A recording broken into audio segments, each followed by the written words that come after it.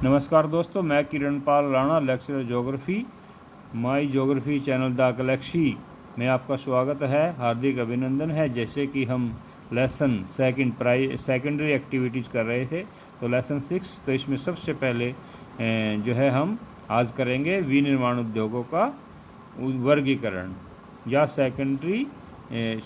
Industries का classification. तो classification के बेस कई होते हैं, तो जैसे कि ये इसमें भी दर्शाया गया है कि on the basis of size, तो साइज़ के आधार पर भी हम उद्योगों का वर्गीकरण कर सकते हैं। लार्ज स्केल इंडस्ट्री और स्मॉल स्केल इंडस्ट्री, यानी कि बड़े पैमाने के उद्योग और छोटे पैमाने के उद्योग। उसके बाद रॉ मटेरियल कहाँ से प्राप्त होता है, कौन से क्षेत्र से प्राप्त होता है, तो इस क्लासिफिकेशन में एग्रो बेस्ड इंडस्ट्री यानी कि कृषि आधारित उद्योग, और मिनरल बेस्ड इंडस्ट्री यानी कि खनिज आधारित उद्योग, मैरीन बेस्ड इंडस्ट्री यानी कि समुद्री आधारित उद्योग, और फॉरेस्ट बेस्ड इंडस्ट्री यानी कि जंगलों से ऐसे उद्योग जो जंगलों से कच्चा माल प्राप्त करते हैं। तो उसके बाद हमारा थर्ड जो क्राइटेरिया आता है क्लासिफिकेशन का, तो इसमें on the basis of ownership, की मालिक कौन है, उसका संचालन एवं प्रबंधन कौन करता है, पब्लिक सेक्टर यानी कि सार्वजनिक उद्योग या सरकारी उद्योग, प्राइवेट सेक्टर यानी कि निजी उद्योग, ज्वाइंट सेक्टर संयुक्त उद्योग जिनके मालिक जो है ज्वाइंट रूप से होते हैं, सरकार भी और पब्लिक भी। तो उसके बाद कोऑपरेटिव सेक्टर, सहकारी उद्योग। तो सहकारी, ये इस प्रकार से क्लासिफिकेशन का सबसे पहले अब हमारे सामने आता है उद्योगों आकार के आधार पर उद्योगों का वर्गीकरण हम कैसे कर सकते हैं। तो सबसे पहले हमारे सामने आता है कुटीर उद्योग या गृह उद्योग। जैसे कि इसके नाम में ही इसका आंसर छिपा हुआ है कि कुटीर उद्योग क्या होते हैं। ऐसे उद्योग जो कुटिया में चलाए जाते हैं, कुटिया से ये जो वर्ड बना है कुटीर या घर यानी कि घर में, ऐसे उद्योग जिनका अधिकतर कार्य घर में ही या घर के सदस्यों के द्वारा किया जाता है। तो इसकी विशेषताएं ये हैं। सबसे पहली विशेषता है तो यह है विनिर्माण की सबसे छोटी इकाई होती है। सेकंड इसकी विशेषता है अधिकांश कार्य स्वयं शिल्पकार तथा उसके परिवार के सदस्यों के द्वारा ही संपन्न किए जाते हैं। तो जैसे कि इस चित्र में भी दिखाया गया कि ये व्यक्ति है जैसे, तो इसके साथ दूसरा व्यक्ति बैठा हुआ है, तो ये जो बास्केट मेकिंग का काम कर रहा है घर के अंदर ही जो है इसने उद्योग लगाया हुआ है, विनिर्माण की क्रिया को यह जो है संपन्न कर रहा है और बास्केट बना रहा है। तो उसके बाद इसकी विशेषता आती है कच्चा माल स्थानीय स्तर पर ही प्राप्त होता है। जैसे कि इस व्यक्ति ने जो है स्थानीय क्षेत्र में जो उगने वाली जो टहनियाँ हैं उनको प्रयोग करके जो बास्केट का निर्माण कर रहा है। तो इसकी फोर्थ विशेषता उत्पादित माल या तो घर में ही प्रयोग किया जाता है या फिर स्थानीय बाजार में ही इसको बेच दिया जाता है। आगे इसकी विशेषता आती है यह उद्योग ग्रामीण क्षेत्रों में किसानों के खाली समय के सदुपयोग के लिए सबसे महत्वपूर्ण अवसर उपलब्ध करवाता है, क्योंकि ग्रामीण क्षेत्रों में किसानों के पास पूरे वर्ष भर जो है कार्य नहीं होता, तो इस खाली समय में ये जो है कुटीर उद्योग में अपना समय लगाकर काफ़ी जो है अपनी आय को बढ़ा सकते हैं। विकासशील देशों में इसकी विशेषता है, छठी विशेषता है, विकासशील देशों में इस उद्योग का अब भी बहुत महत्वपूर्ण योगदान है।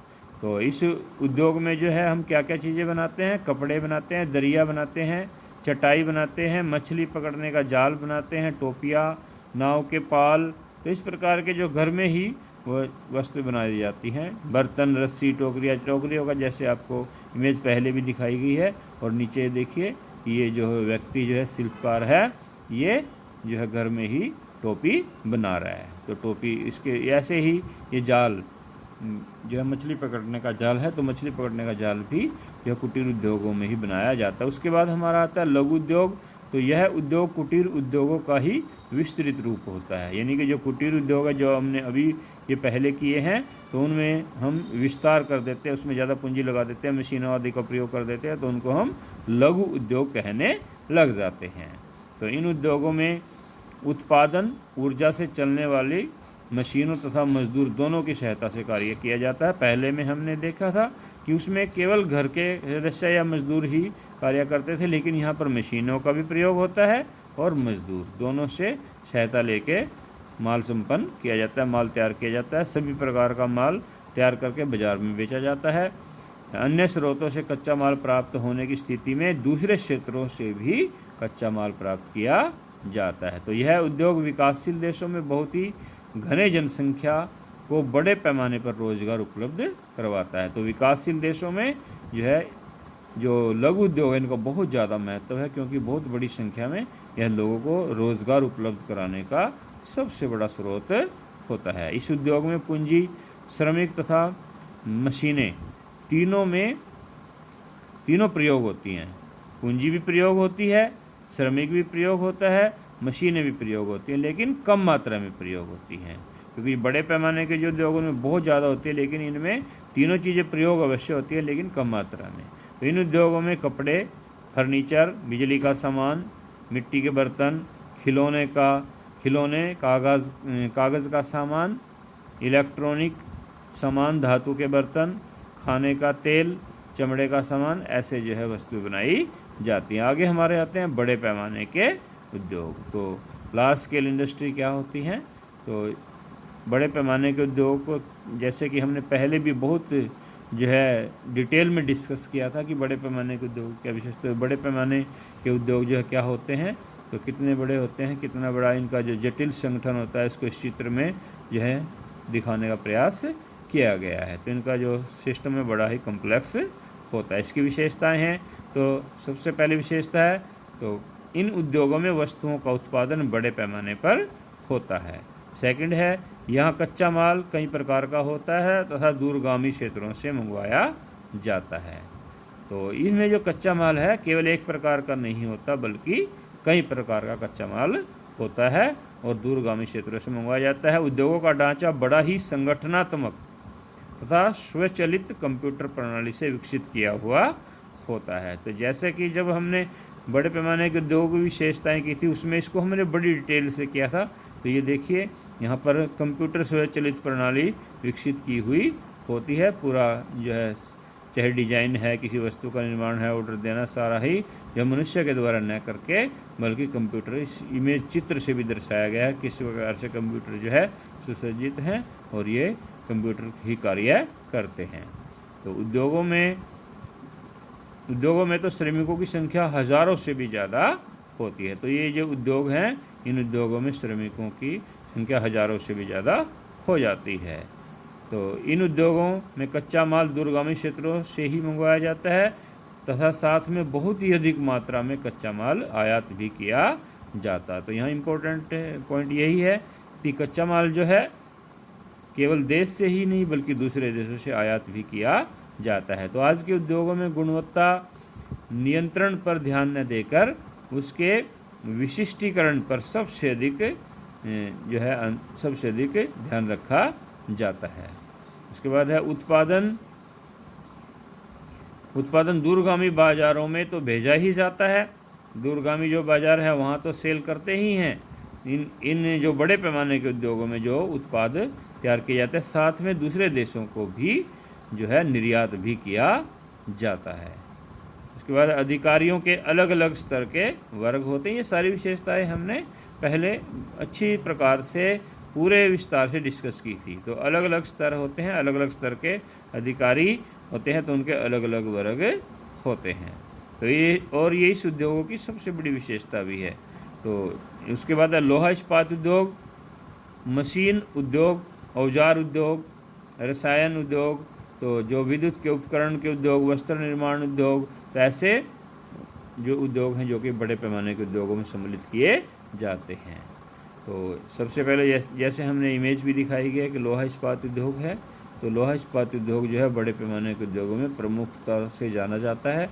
तो अन्य उद्योग भी हैं जिनको बड़े पैमाने के उद्योगों में सम्मिलित किया जाता है। तो जैसे कि एल्यूमिनियम उद्योग है, सूती वस्त्र उद्योग है और चीनी उद्योग है। तो आगे इसके प्रकृति के आधार पर जो है उद्योग का वर्गीकरण, जो किस प्रकार का माल तैयार किया जाता है। तो इसके 3 प्रकार हैं। भारी उद्योग, मतलब कि कच्चा माल जो है कितना प्रयोग होता है, कितनी मात्रा में प्रयोग होता है। तो जितनी ज़्यादा मात्रा में प्रयोग होगा, जितना ज़्यादा भारी प्रयोग होगा, उसमें भारी उद्योग कहेंगे। तो भारी उद्योग, तो उद्योग कच्चे माल के स्रोत के पास ही स्थापित किए जाते हैं। जो भारी उद्योग हैं कच्चे माल के स्रोत के पास ही लगाने पड़ेंगे, क्योंकि इनमें कच्चा माल तथा तैयार माल दोनों ही भारी होते हैं। तो जैसे कि लोहा इस्पात उद्योग और गन्ना उद्योग। तो लोहा इस्पात उद्योग में जो है जो कोयला है,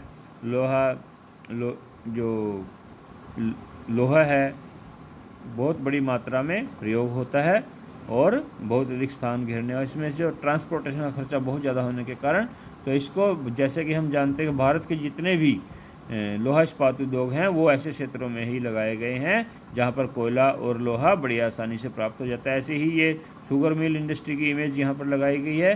तो ये उद्योग जो है ऐसे क्षेत्रों में ही लगाया जाता है कि जहाँ पर गन्ना बोया जाता हो। तो कच्चे माल के क्षेत्र के स्रोत के पास इन उद्योगों को लगाया जाता है। आगे आते हैं हमारे हल्के उद्योग।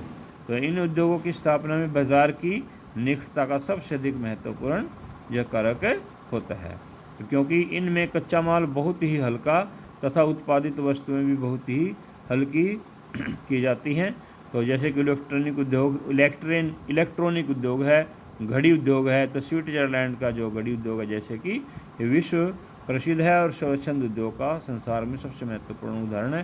तो ये नीचे इमेज भी जो है लगाई गई है कि ये घड़ी जो है ये स्विट्जरलैंड का फ्लैग है। तो स्विट्जरलैंड जो उत्पन्न होने वाली बनाने वाली जो घड़ी हैं पूरे विश्व में प्रसिद्ध हैं। तो आगे है कच्चे माल के आधार पर उद्योगों का वर्गीकरण। तो सबसे पहले है कृषि आधारित उद्योग, ऐसे उद्योग जो है फसलों आदि से कच्चे माल के रूप में प्रयोग करती हैं। तो उन्हें जैसे कि पटसन उद्योग है, वनस्पति उद्योग है, वस्त्र उद्योग है, घी उद्योग है, ये कृषि आधारित उद्योग है। आगे वन उत्पाद आधारित उद्योग। तो वन आधारित उद्योगों में ये कच्चा माल जो है वन्य क्षेत्रों से प्राप्त करते हैं। तो लकड़ी आदि जैसे फर्नीचर उद्योग है, दिया सलाई उद्योग है, कागज़ एवं लुगदी उद्योग है। तो ये जो है ये कागज़ उद्योग का इमेज लगाई गई है कि कागज़ उद्योग ये कितने बड़े बड़े जो है पेपर के बड़े बड़े जो रोल जो है इसमें लटके हुए हैं और श्रमिक कार्य कर रहे हैं। तो इस कागज़ उद्योग की इमेज है। तो धात्विक उद्योग, तो ये दो प्रकार के होते हैं। लौह उद्योग, तो ऐसे उद्योग जिनमें ऐसा कच्चा माल प्रयोग किया जाता है कि उन धातुओं में लोहे का अंश होता है, तो उन्हें लौह उद्योग कहते हैं। जैसे रेल इंजन उद्योग है, इस्पात उद्योग है, मशीन उद्योग है। अलोह उद्योग, तो इनमें कच्चा माल के रूप में जौन सी धातु प्रयोग की जाती है तो उसमें लोहे का अंश नहीं होता। जैसे एल्यूमिनियम उद्योग है, तांबा उद्योग है। ये एल्यूमिनियम उद्योग की यहाँ पर इमेज भी लगाई गई है ताकि आपको बेटर क्लियरिटी के साथ याद रहे। रासायनिक उद्योग, आज के आधुनिक युग में रासायनिक उद्योग का इतना ज़्यादा महत्व बढ़ गया है कि रासायनिक उद्योग ही श्रम पेट्रोलियम पर आधारित पेट्रोकेमिकल उद्योग के विकास को आधार प्रदान करते हैं। तो केमिकल इंडस्ट्री इन इंडिया, तो ये इसकी इमेज लगाई गई है ताकि आपको बेटर परसेप्शन हो सके। तो अन्य उद्योग है इसमें जैसे कपड़ा उद्योग है, चमड़ा उद्योग है, कृषि आधारित उद्योग है, धात्विक उद्योग है, साबुन उद्योग है, कांच उद्योग है।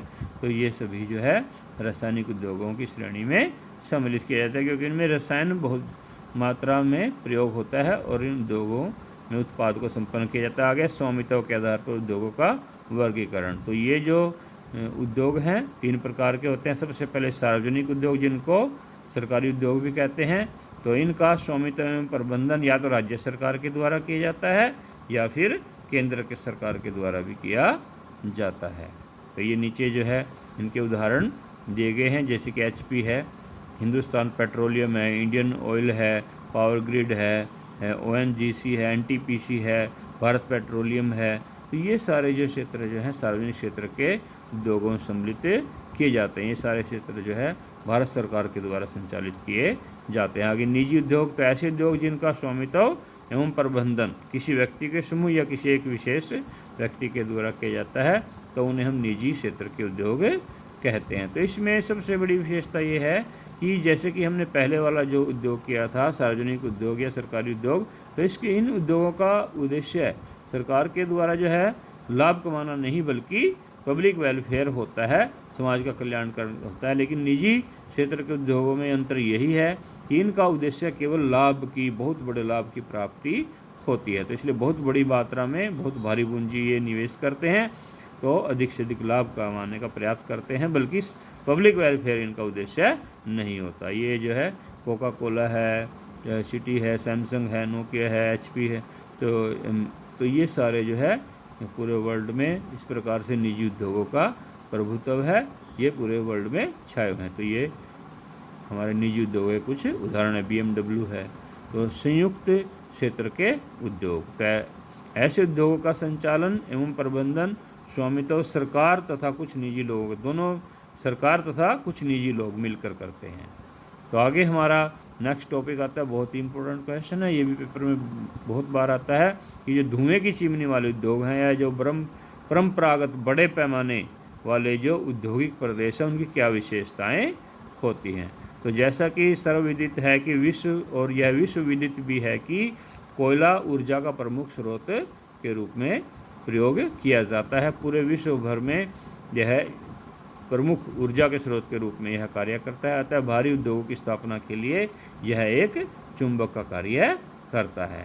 तो जो भारी उद्योग है ऐसे क्षेत्रों में ही लगाए जाते हैं जहाँ कच्चा माल आसानी से, यानी कि कोयला आसानी से प्राप्त हो जाता है। तो भारी इंजीनियरिंग उद्योग है, धातु पिघलाने वाले उद्योग हैं, वस्त्र उद्योग है, चीनी उद्योग है, ये सभी की इमेज हमने पहले भी लगाई है और नीचे भी लगा रखी है।